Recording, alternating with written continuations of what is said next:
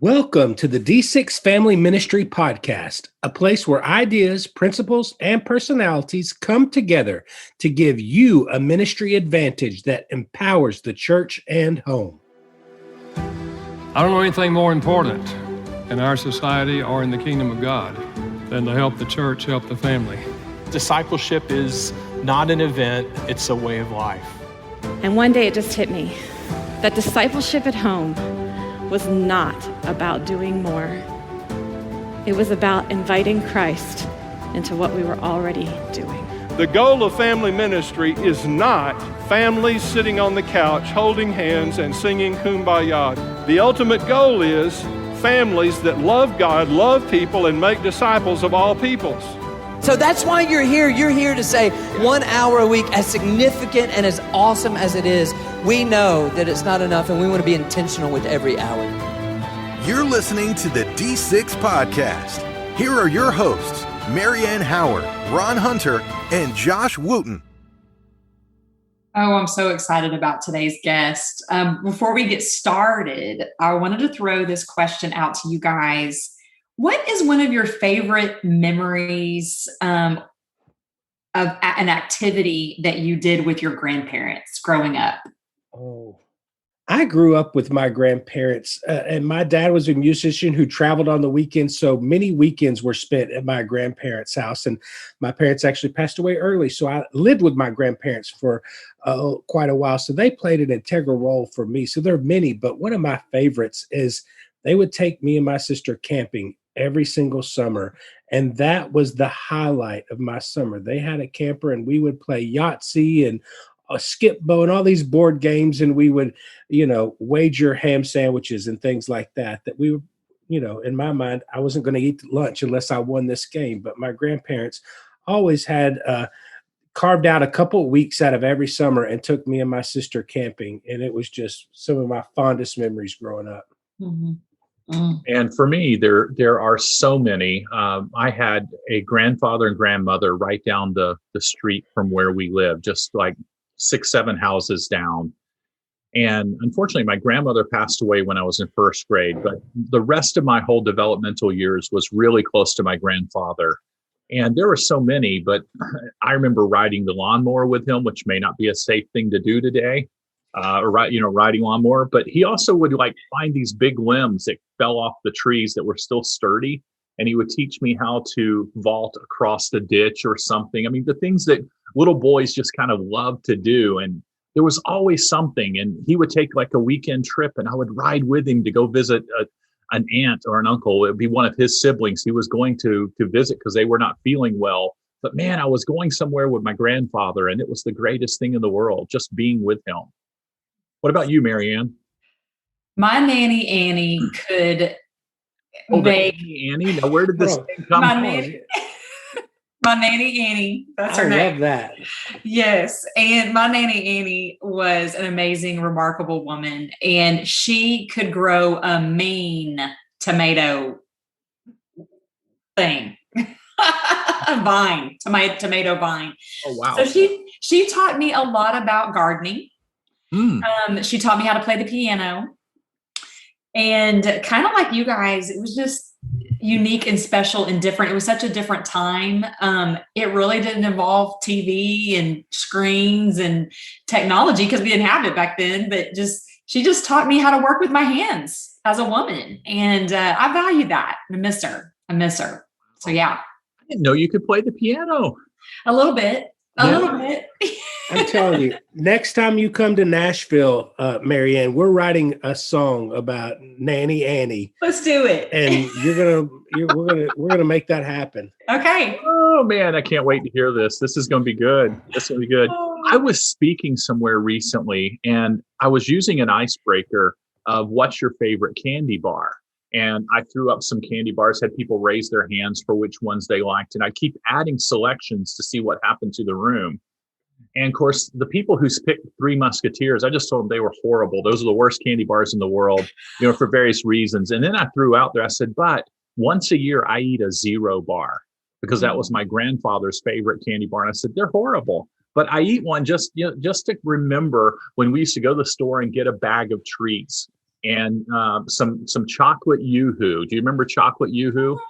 That's what we would do with my grandfather. And lo and behold, about 6 weeks later, I get a package in the mail. One of the people sitting in the audience sent me a card just saying, thanks for what you do. And he put a 0 bar in there and says, I hope you enjoy remembering your grandfather. I almost broke out in tears for that moment. So sweet. Oh, the things that come back and remind us. I don't have any living grandparents at this point, unfortunately, but they were certainly very, very special people in my life. And today's episode is dedicated, obviously, to this topic and theme of grandparenting. And, one of my fondest memories was that trip to the store with my grandfather. The store was about a mile away.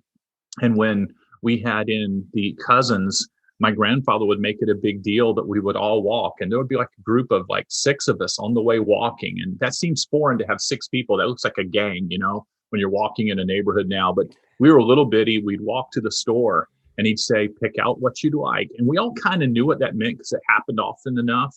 And we'd pick out some Fireballs or a candy bar and a drink. I remember my grandfather paying like 15 cents for all of that. I know I sound really old saying that out loud. And we all walked away with our own little paper sack. Mm-hmm. And then years and years later, I hear this guy named Larry Fowler, which is one of our leading voices in grandparenting ministry, has the Legacy Coalition. And he said, you know what? Grandparenting is more than sugar and ice cream and candy, even though it may include that. And those voices that shape your life, that remind you about what we do in interaction with our grandkids, are so important. And today we have a guest with us that's going to do the same thing. And Marianne, you and Josh, I want you to begin formulating that first question. I'm going to make the introduction of our guests, and I want you to formulate those first questions. What you think our audience wants to ask somebody who is so gifted at interacting with her grandkids.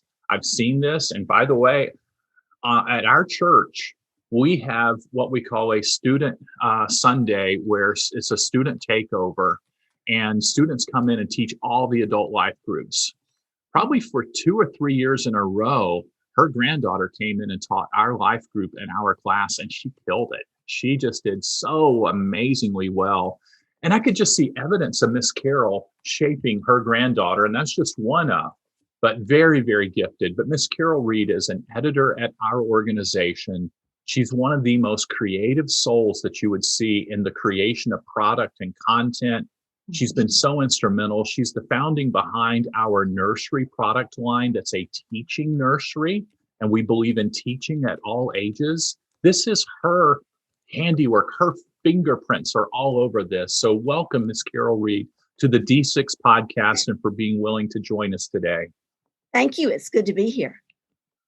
Ms. Carol, I just wanted to ask, how do we help the grandparents in our ministry, speaking to kind of ministry leaders, how do we help the grandparenting stage in our ministries buy in to the discipleship philosophy? One thing you do is you tell them that there's no exactly this way, Okay. that every family is different, every dynamic with every grandchild is going to be different. And so there's not a particular way, your way has to work out. You're not measuring up to anybody else. And, you were talking about your grandparents. I think we all learn to grandparent from our grandparents, Yes. not from our parents, but it's our grandparents that give us that example. Mm-hmm. And so some of buying into family ministry is just being a family. Mm-hmm. And I think that that's the as you go things, that's the everyday part of it, that it's just the connections you build naturally as a family, warts and all, even though we're not perfect. Our grandkids take us like we are, and that's okay. Sometimes we feel intimidated because we don't speak their language. We don't know their technology. We're not up on some things they're up on. We think TikTok is what a clock says, but it's okay for us. They don't mind that we don't know. We're just who we are. So we don't have to be a trend maker. We don't have to know things they know. We just have to care about them. And I would also say that grandparents often are far away from grandchildren in our very mobile society. So I have the blessing of being close to both sets of grandchildren now. But if you're not, you can still adopt some that are close by and build interactions, especially thinking of church ministries.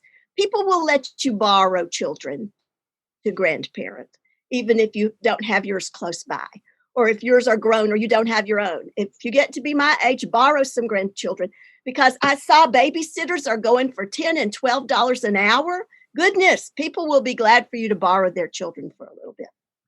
I want to know more. How does that look?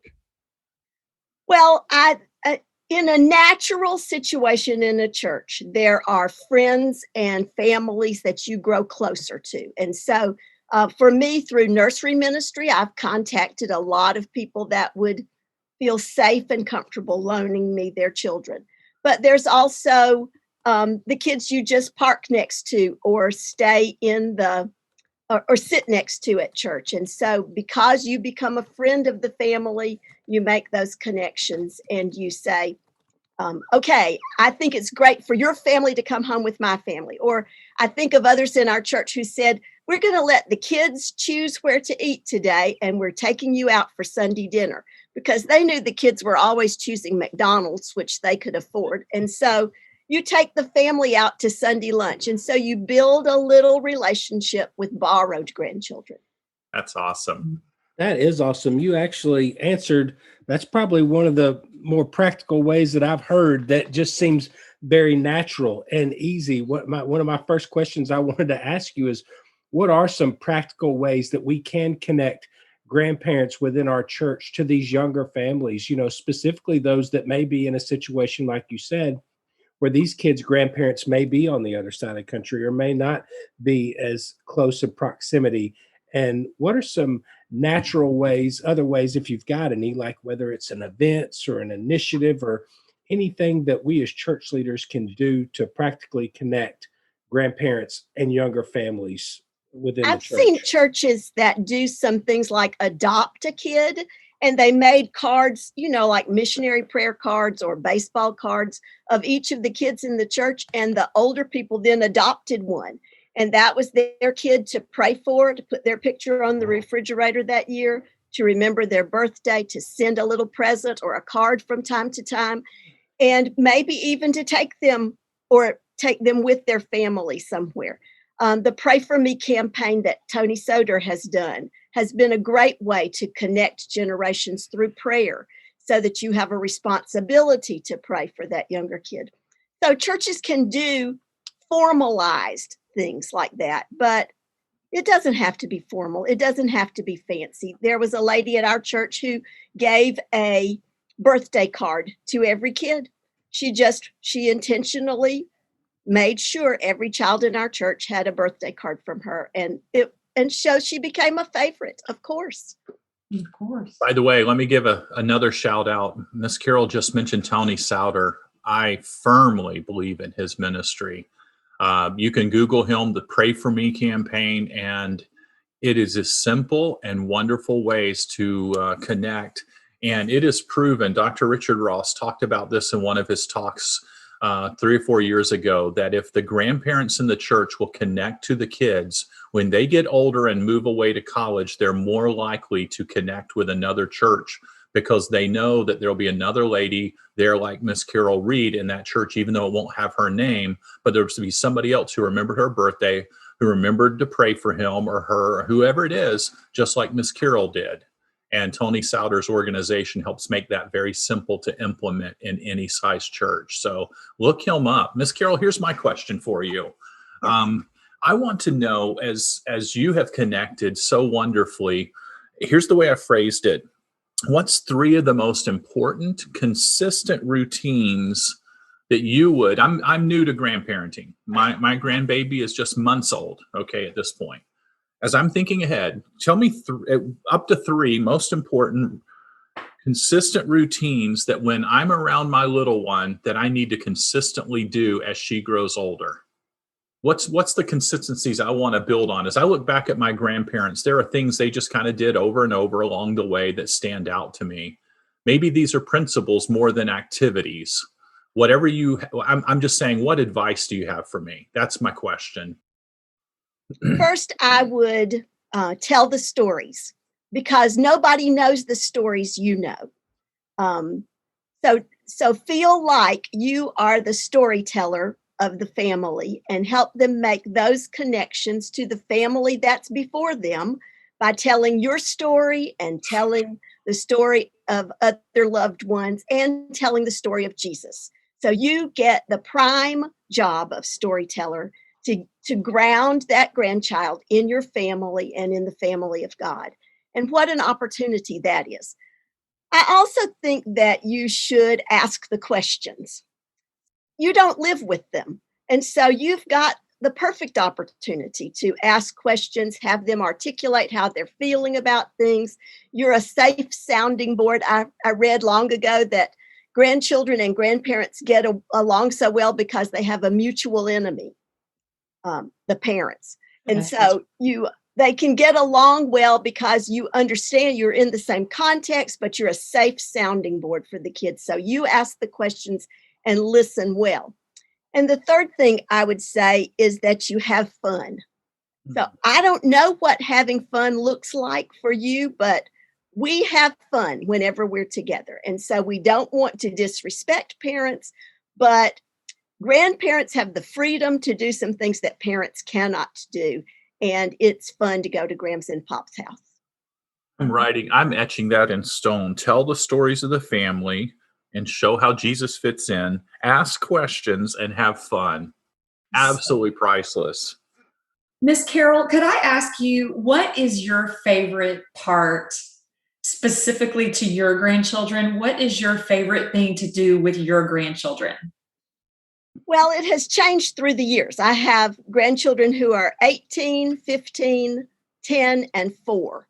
And so you have to change. You can't keep doing the same thing. People don't like to play store and restaurant like they used to when they were little. But reading to them is my favorite thing. I'll just tell you that. So I love to read to my grandchildren, and you never outgrow that. So it changes what you read. We're not reading the same books, but we are still sharing those book reports of what we've been reading lately. And we include our family in reading often. The other thing that has become my favorite thing is to serve with my grandchildren. So as my teen girls have gotten older, they have been working with me in the church nursery, usually once a month. And what a delight that is, to bring them into something that is such a passion of mine in ministry, and to include my grandchildren with me as their role model, but also as their coworker. And so that's priceless. Carol, you brought up, this is, I think, the second time I've heard you use this phrase, and I love it. You say nursery ministry. You know, so many people view nursery as childcare, or you're just in there to rock babies. Do you mind just sharing a little bit about, you know, what nursery ministry is to you and what that is?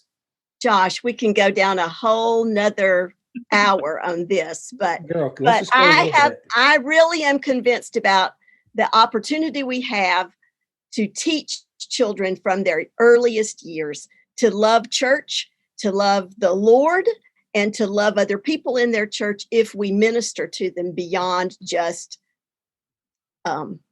being sure they don't get hurt.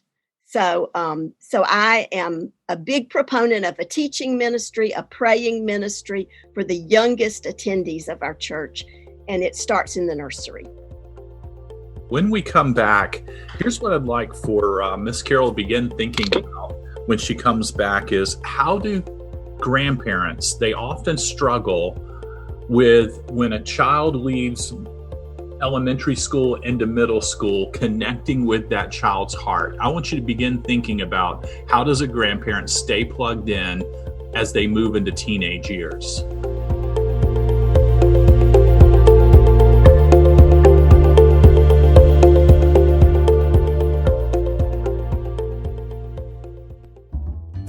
Are you looking for a way to equip families to do discipleship in their own homes?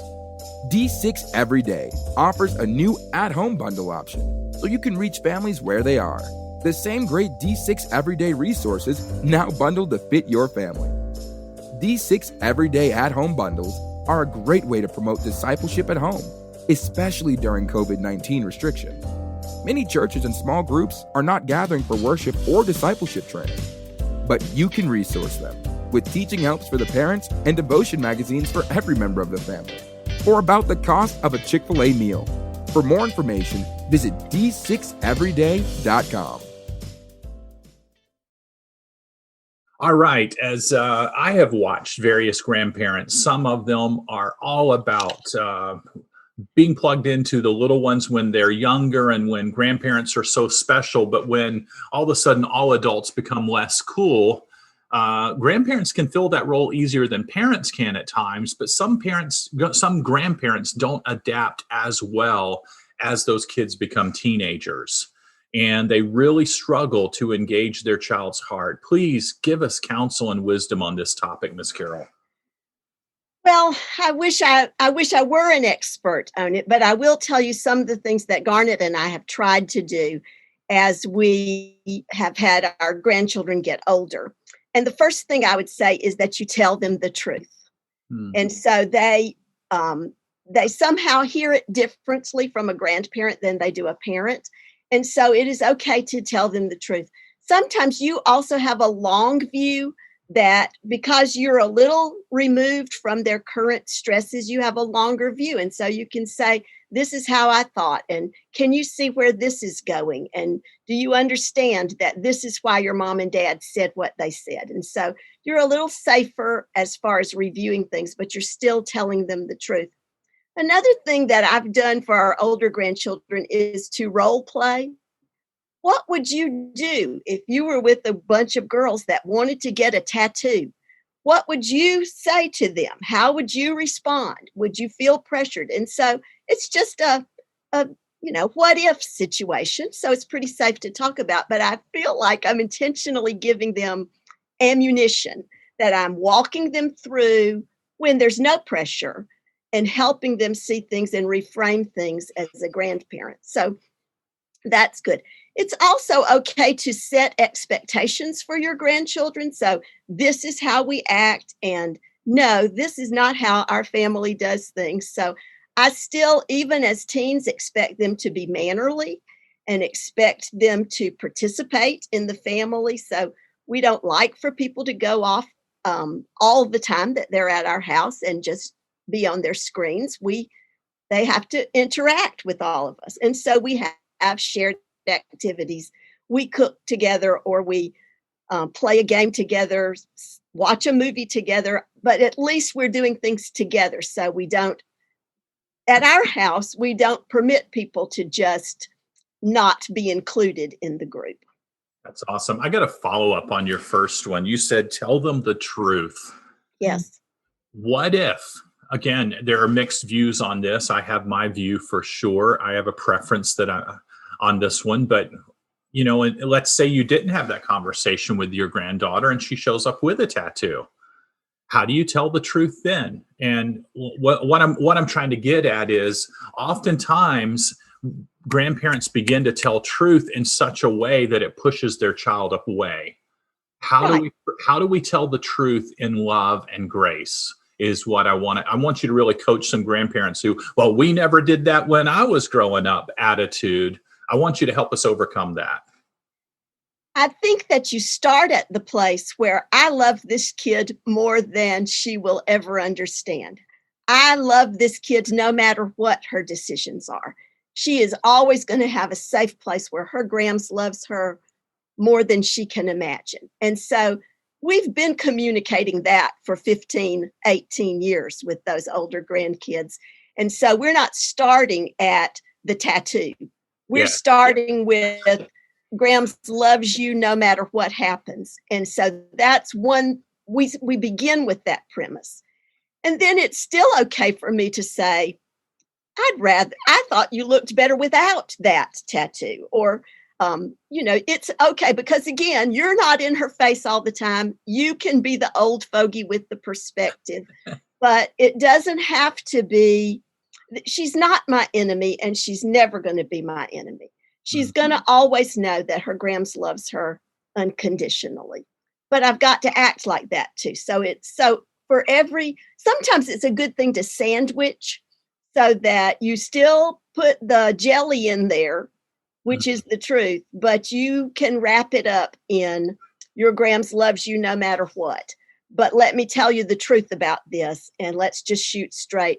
But now I'm going to go back to, you're still my sweet granddaughter that I'm always going to love. So you at least put it in the sandwich. I think even, you're focusing on grandparenting, but I'm gleaning about parenting. And, I have a teenager. Please pray for me. Yes. But just, I love your principles and I love your perspective. And one of the things that stands out to me that you said that is very interesting that I haven't thought about in the perspective of grandparent is you kind of have the drone perspective. That's kind of my language, but in what you're saying, Yes. you have the broad picture and you're looking at it like a drone would look at an area. You can see the whole picture, surely because of your life experience and your wisdom, that even sometimes, to be honest with you, Miss Carol, that the parent can't even see. We think as parents, we've got the drone view. No, I really feel like the grandparent has such a beautiful view because you have more experience and more life. So I really value those words today. So, okay, I'm going to open that up. Okay. Miss Carol, give young parents starting out with their kids, they've just brought their kids home, they're not even preschool age. You have that perspective. What pieces of wisdom do you give to those new parents? Well, one thing I would tell them is that they need to get rest. And I don't know how that happens, but they've got to figure out a way to find life outside the stresses of young childcare. Because especially when you have multiple preschoolers, it is a fatiguing period in life.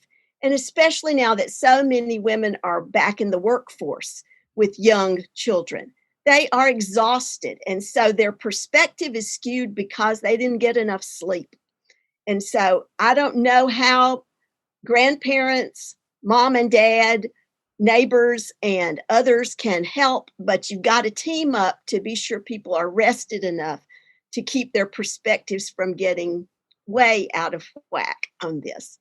So it can't just be moms. It's got to be moms and dads doing this job to really keep the balance and keep the perspective. The other thing I would say is that you count on your grandparents to help you keep that perspective. So the parents can seek their viewpoint. Grandparents don't want to always be preaching at them because that is also unwelcome. But if young families will seek the perspective of grandparents, they can see things a little more from the drone instead of from the day-to-day. And so we have the experience to remember when you acted this way and you are paying for your raising, or when you did, when we thought this way, but later we saw it from a different viewpoint. So it does help us to have some distance in there. Yeah, and I think it even goes back to, Ron, the conversations we have often about the 4 C's of parenting. That's really that consultant, keeping the door of consultant open, that it's just important, grandparents, for you to be investing in your children and that consultant relationship as it is you investing in your grandchildren. It's so cool. It's a dual purpose. Absolutely. Now, Miss Carol, will you give some recommendations? And I'm going to ask for Josh and Lena if you have a favorite recommendation for grandparents out there. Maybe these are books that, Josh, you're handing off to grandparents as a ministry leader. Marianne, you and Chad, maybe you're recommending resources along the way. Only throw out one. Each of us just trade off with, say, one resource or one author. You might not even remember the name, but there might be an author or a resource or a website that you recommend in there. I do know there's a great grandparenting conference, the Legacy Conference, that has been putting out some excellent resources. Elaine McAllister has a new book that's activities to do with your grandchildren. I'm sorry, I don't remember the name of it, but it's a good book about things to do with your grandchildren, to explore together, to just activities around the holidays or everyday activities that you can use. And don't forget Fusion Next magazine is a great resource. Yes. That's what I was going to point to. Fusion Next is what I hand to everybody. That is one of the things that it's an invaluable resource. And, I know that I believe Jim Weidman has got a book coming up that he's working on about grandparenting that I'm really excited to get my hands on. I love that guy and his perspective on things. We love Josh Mulvihill. He's got 2 books out there, the Biblical Grandparenting book and then Equipping Grandparents. That's a go-to book in our circles, the Equipping Grandparents. I think it's practical. It's got some good how to do it right and well biblically, which is valuable. Totally agree. And I would, in addition to Larry Fowler and Josh Mulvihill and Jim Weidman wrote a chapter on grandparenting and recalibrate for us, a recent release. I would go also to Tim Kimmel. He'll be speaking at D6 this year. He's going to be doing the Grace-Filled Sex Talk, but he's written a book called Extreme Grandparenting. And I love everything that Tim Kimmel puts out from that grace-filled side. Now, I'm going to give you a couple that you don't have to pay for in here. If you'll go back into our archives on the D6 podcast, I recall we interviewed Larry Fowler more than once on grandparenting. We've interviewed Josh Mulvihill, and no offense to either of them, but one of my favorite interviews I did personally with Timothy Smith, and he talked about grandparent camp and how he and his wife turned 1 week of summer into grandparent camp and intentionally plans the activities of the week when the grandkids get to come and stay. Man, that will light up your world thinking about that. I'm already thinking about and hoping for one day having a week long with our grandkids and what that will look like. So search out our archives and type in grandparenting, and you'll find several options in our podcast for you to listen to further. We so appreciate Miss Carol coming on and being with us today in so many ways. And she got a chance to stay on with us and debrief where we normally do that on our own. And we're so appreciative for that. And we look forward to seeing every one of you next week. Until then, we'll be praying for you to have engaging and connecting conversations with all generations in the areas of family ministry and generational discipleship.